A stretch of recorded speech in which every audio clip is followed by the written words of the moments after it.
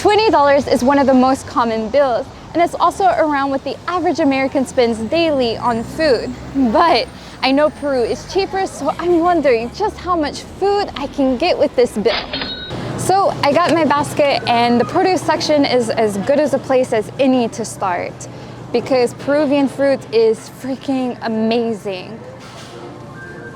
I am going to be getting blueberries, which are around 5.40 soles, which they're less than $2, $2 US, and they're huge and flavorful. Also, another thing that that's worth mentioning is buying Peruvian cantaloupe, or here it's marked melon.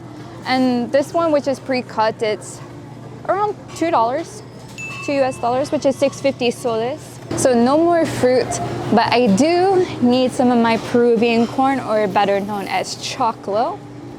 And these look like they're already pre-cooked, so I don't have to do anything. But look how huge the kernels are. And they're only 2.29 soles, so they're less than $1 for this whole thing, which trust me, it will fill you up.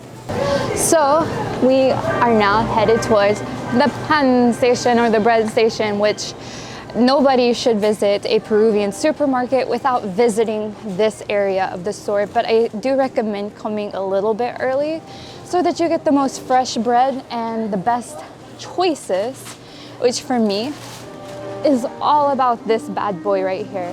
Absolutely freaking delicious.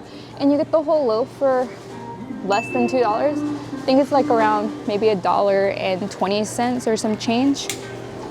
And it's pretty standard. You get your baggie.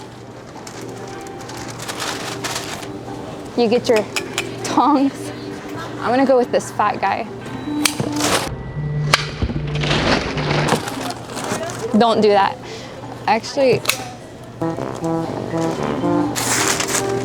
okay, after much frustration, suffering, and everything you want to call it, I got the bread in the bag, which is the ultimate goal, right?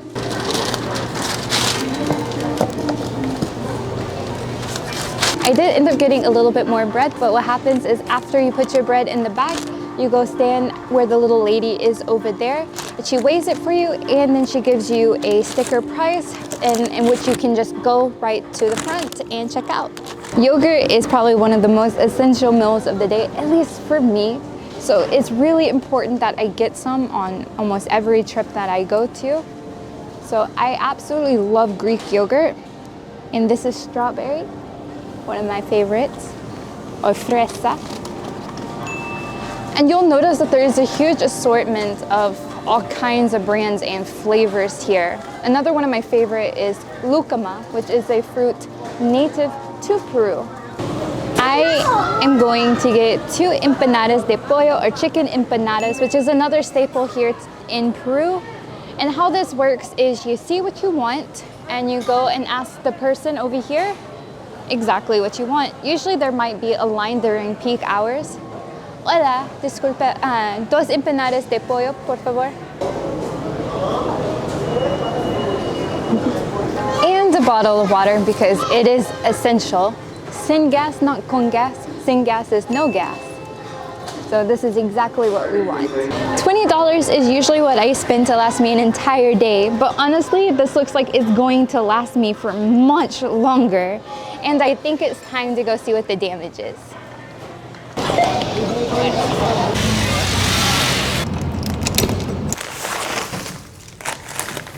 So I spent 34 soles, which is the equivalent of $10 US.